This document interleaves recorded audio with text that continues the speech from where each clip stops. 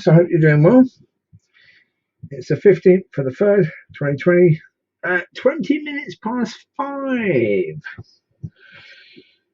Right, this video is a bit of a darker one, at least to a certain degree. The photos you see are of Zizi and Bear. They're the first two puppies that I've had here. You'll see the picture of Mum as well, which is Lucy Lou. I still have Lucy. Lucy was the third dog I got. She was a rehome, a year old when I got her, and she was pregnant with these two. We didn't know who the dad was on the pups. We never. I mean, even the previous owner said they didn't know much about the male that mated with Lucy. He jumped over the fence apparently and mated with her. They didn't know much else about the male. Well, apparently it seems that the male had epilepsy, or the doggy version of epilepsy, because both of these beautiful little pups died within a week of each other at around about 6 months old. They went to different owners, different areas, both had fits and had to be put down because of the severity of the fits. As I say, it was within, I think, about 5 days of each other. They had to be put down because of that. Now that's all part of what this episode is about. Death. Death is a part of life. You're born, you live, you die. Now, if we didn't have to deal with death, then you could say life would be easier with regards to the relationships that we would have with people, because we wouldn't be worried about them dying or anything like that. But yesterday, and the people that gave me this back from the finish station, they were saying that they didn't want another dog because the dog will die, and they will have to deal with that heartbreak of the dog dying. I said, yeah, but you get the years of love and affection from that dog. So, are those years of love and affection worth it? That's a question that each person has to ask, I suppose.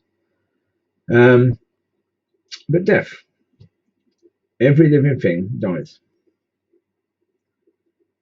Every living thing dies.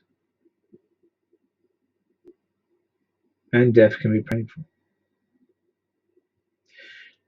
Well, as well as for the person who's dying, the people that are left behind. It can be really tough.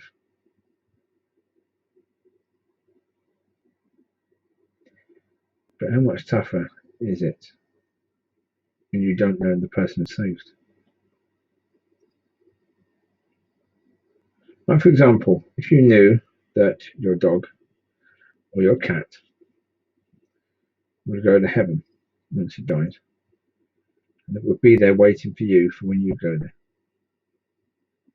would it be easier to face the death of your pet? Obviously it would, because you would know you'll see them again. You love them dearly, but you'd know you'll see them again. And because you'll see them again, that's cool. It's just a little goodbye. Yeah, when that dog then wakes up again, it'd be in heaven, and it'd be just moments before you're there. It's the way time works in heaven. I think that's the way time works in heaven anyway. I mean, you wouldn't want it to be there waiting for what they consider to be thousands of years before you get there. That would be a bit frustrating for them. Yeah. I believe that doggies will go to heaven. I wouldn't necessarily say that all doggies will go to heaven, but I think if you're going and you love your doggies, then your doggies will be there with you. And your cats, and your mice, whatever pets you have. If you love them, they will be part of your heaven.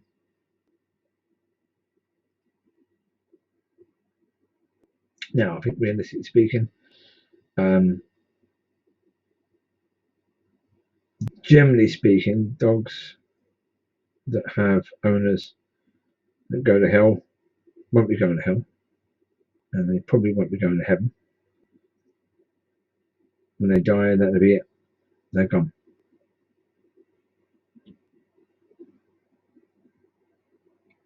Such a terrible shame. I mean, I'm a lover of dogs. I love my dogs. Yeah, my dogs is really how God is teaching me to love, and so I love my dogs dearly. You know, they are probably the first real family that I've had, and so I love them intensely. And I know that when they go, it's going to be really hard. It's going to be really hard, but I wouldn't change a thing. I wouldn't undo having them for that. And I know that my heaven, you know, I've asked God, please let it be not just these doggies that I have here, but all these pups. You know, Zizi and Bear. If their other owners don't go to heaven, then I want them to come to me. And all of the pups that Chewie's been responsible for,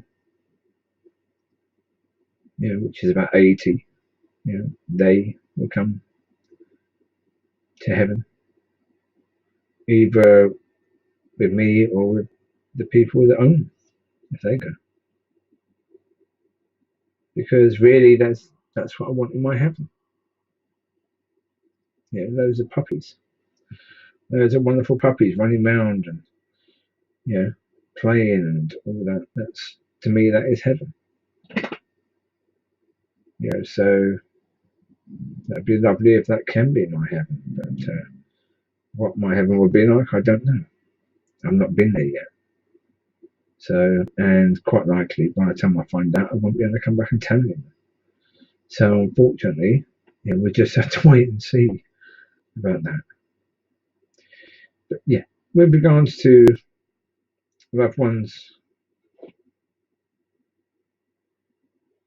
when they pass, it's not easy. But when you know that they're going to a place that's better, when you know that they're going to heaven, it's a damn sight easier. So death is part of everything. You buy flowers, they die. Nothing you can do to keep them alive, they die. That's part of nature.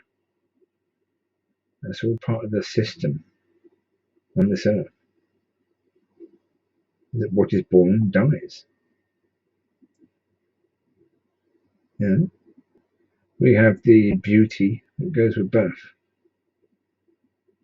We have the often horror that can go with death.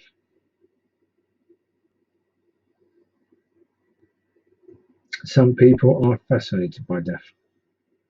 You know, some people love everything death related. Now, I think that's going to the extreme. I personally would say we need to not be scared of death because it's natural, because it's something that is part of nature. We shouldn't be scared of it. But we shouldn't be in love with death either. You're alive. While you're alive, love life. Even that, don't love life too much, because of the fact when you do that, quite often you get yourself in quite a mess. You know, value life, value it. That's probably the most important thing. It's like the pups. You've seen the photos of the pups. I mean, that is a real blessing. You've seen lots of photos in the previous video I did today. There's photos of pups looking up at me, and to be part of their lives even for a short time is a real blessing. It's absolutely beautiful, you know, and to have them looking at you in that way, yeah, that they want loves, they want to cuddle, they want to shower you with kisses, and Yeah, that makes their day. It's like, woof. You get to be part of training. I get to be part of training the pups to enjoy cuddles and to enjoy giving kisses and to value all of that stuff. And that is fantastic. To be part of that. And that's part of life. Now they leave me and go to new homes. But when Zizi and Bear died, that still hurt me. That was still painful for me, knowing that these poor little creatures, beautiful little puppies, had died. It was a tough one. Let's say death is a reality of life. We need to face that reality at some point in our own lives. We need to face the reality of people we love dying, and now, especially with this coronavirus, there's a lot of talk of people that are old or weak, being at high risk of being killed off by this virus.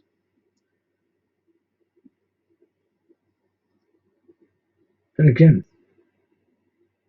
just make sure that you speak to the people that you love, that you try and be an example to them of God's love for them, that you try to be a vessel that God can use to shine His light into their lives, to give them every opportunity to give their lives to God. Keep on inviting them to church, keep on inviting them to the events that you go to. They don't have to say yes to everyone. They might not say yes at all, but your job, if you love them, is to keep inviting them. Because you want to know when they pass that not only do they go to somewhere nice, but you know they're going.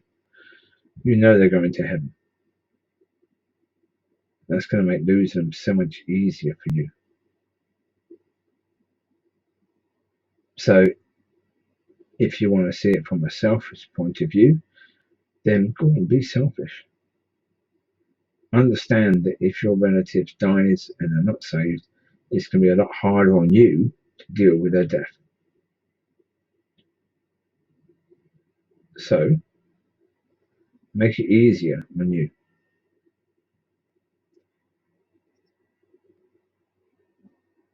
Keep on praying for them.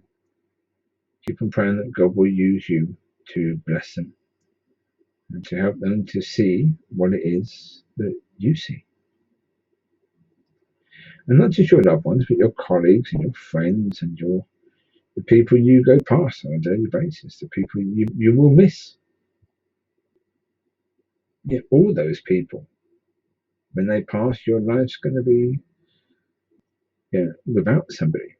You are going to miss them. You are going to be sorry, especially if you don't know where they're going. So be selfish. Make it so that when they pass, it's easier on you. If that's your motivation, great.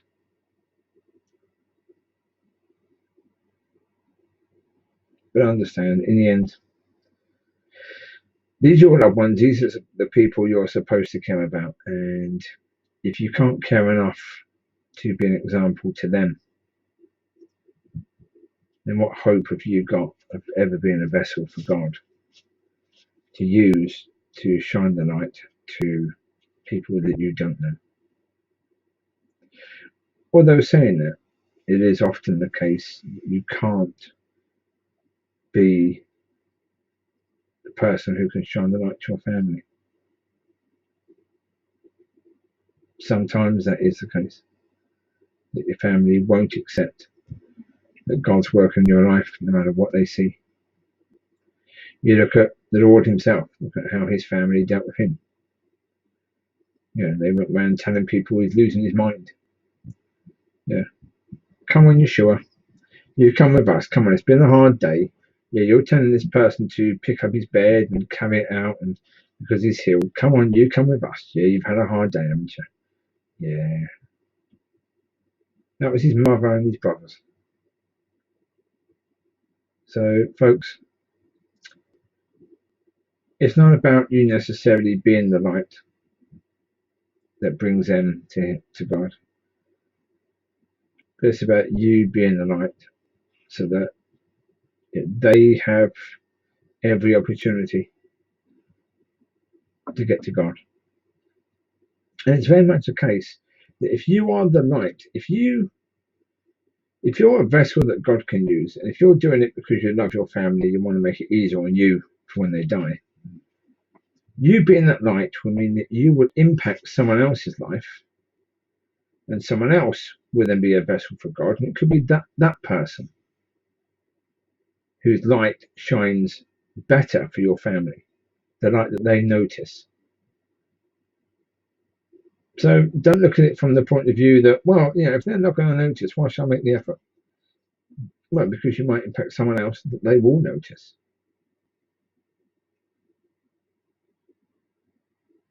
Understand, death comes to everyone. The only way you're not going to experience death in your life is if you die incredibly young.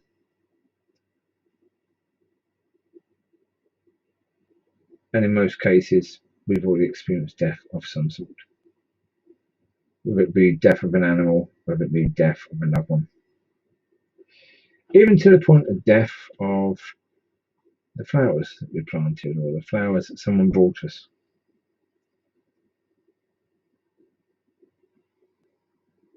Death isn't something to fear. The only time death is something to fear is when you don't have a destination. When you know the destination and those who love you know the destination, death is not something to fear. So those two beautiful puppies, I pray that they are waiting for me. That I'm in heaven, either waiting for me or waiting for the people that they went to after they left me. But they're both in heaven now, waiting. Because they had incredibly short lives.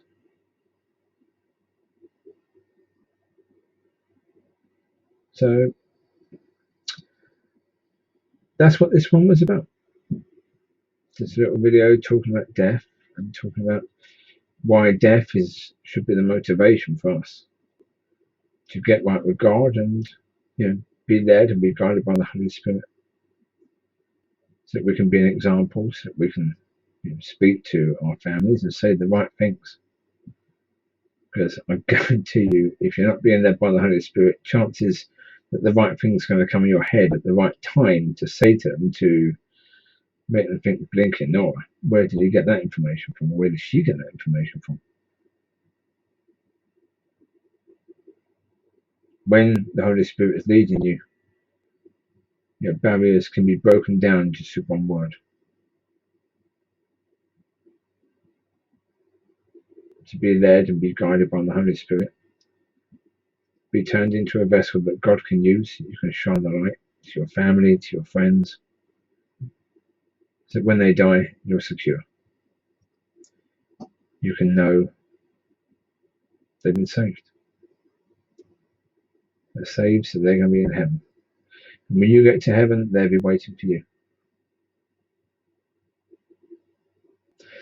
You take care. God bless. That will do for this particular short episode. You have a good one. God bless you. Bye-bye.